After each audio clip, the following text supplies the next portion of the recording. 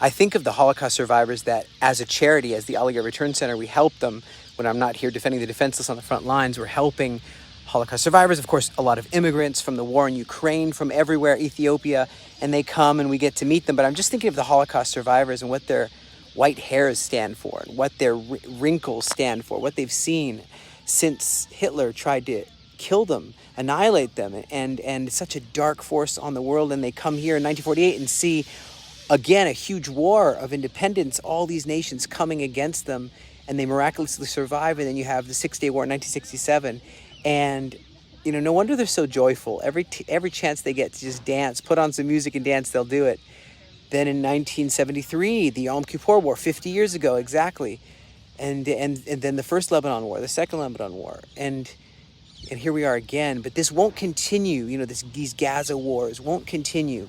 It's going to end. It's going to end. And there will be a time of peace. And I can look forward to that. I believe that is coming. And there's going to be a king once again on the throne of David here. The branch, the Ancient of Days, the Son of Man, the Messiah. He's on, the days of redemption are on their way. We got to go into deeper levels, recognizing that it's soon. And we're stewards of this mystery. And whether we live for God, the God of Israel. Whether we die for the God of Israel. So whether we live or die, we belong to the Lord, and we're stewards of this mystery. And I just want to put out a warning to the enemies of Israel. You know, in Isaiah chapter 5, and this Arabic word is strong, dir balak, which means watch yourself. Like in Hebrew, tizaer. Be careful. Because it says, woe to those that draw iniquity with cords of vanity and sin as though it was a cart with a rope. And they say, let's make speed, let's hasten, let's take counsel, you know, and try to go against Israel. And it says, woe to them that call evil good and good evil, that put darkness for light and light for darkness, that put bitter for sweet and sweet for bitter. Woe unto you that are wise in your own eyes and prudent in your own sight. You know, we need to recognize there's a warning here, and we need to unite for what's right. Unite for the God of Israel. And behold how good and pleasant it is when the brethren dwell together in unity. You know, it's like the oil down the beard. It's like the dew on Mount Hermon, Galilee, and Jerusalem. The dew, and it's God commands a blessing there. And so I just am thinking about these 2.6 billion Christians, 33,000 denominations of Christians in the world. You know, and everyone's got a different idea. And of course, here in Israel, there's some differences. There's ultra-Orthodox Haredi, the Dati, religious, Masorti, traditional, Chiloni, secular.